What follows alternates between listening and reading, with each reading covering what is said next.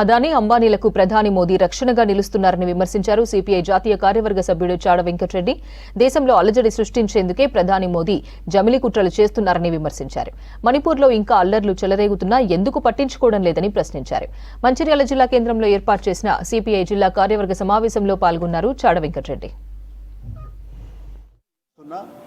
ఇప్పటి వరకు రాజ్యాంగ సవరణలకి ఈ ప్రభుత్వం సాహసించలేదు. కానీ ఈ నరేంద్ర మోడీ ప్రభుత్వం రాజ్యాంగ ఉల్లంఘనలకు పాల్పడుతుంది, ఉవ్విళ్ళూరుతున్నది. ఇంకోవైపున అదానీ అంబానీ లాంటి కార్పొరేట్ సంస్థలను ప్రోత్సహిస్తూ అవినీతి కుంభకోణాలకు పాల్పడడానికి ప్రోత్సహిస్తున్నది.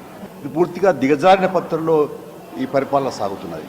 అదానీ గ్రూప్ పైన అనేక ఆరోపణలు వచ్చినాయి. అమెరికాలోనే 2,500 కోట్లు ముడుపులు ఇచ్చినారని చెప్పి విచారణ చేయమని అమెరికా ప్రభుత్వం ప్రకటించింది. కానీ నరేంద్ర మోడీకి చీమ కుట్టినట్లు లేదు, సిగ్గు కూడా లేదు. పార్లమెంట్లో జాయింట్ పార్లమెంట్ కమిటీ ఏమని చెప్పి ప్రతిపక్షాలు ఎంత మొత్తుకున్నా అరణ్య రోదనంగా అయిపోతా ఉంది. మాకు మెజార్టీ ఉంది కాబట్టి మా ఇస్తాం మా రాజ్యం అని చెప్తా ఉన్నారు.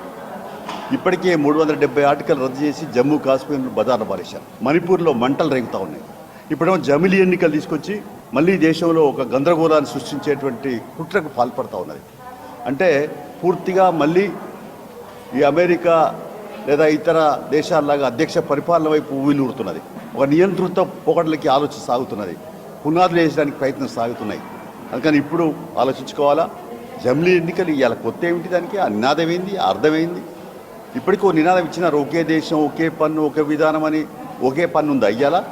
నేను అడుగుతాను సూటిగా నరేంద్ర మోడీని లేదా బీజేపీ ప్రభుత్వాన్ని అడుగుతా ఉన్నాను. ఎందుకయ్యా మీరు బోకస్ మాట